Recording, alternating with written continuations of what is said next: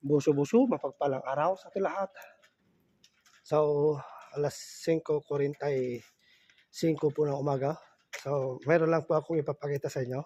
Paggising ko, pagbaba ko sa bahay. So, yun o. Ang bumungad sa akin is no na manipis. Ito po yung nakakatakot kasi madulas. Oh. Oh. So, mahirap po magmotor. Kaya, baka may dulas po tayo. Kaya, itong scooter ko ay yun ang balot ng yelo.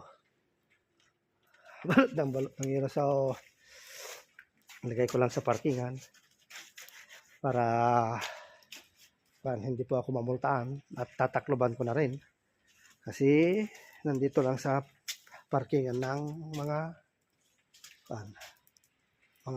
four wheels. So, mamaya ulit pag parking ko tong aking scooter.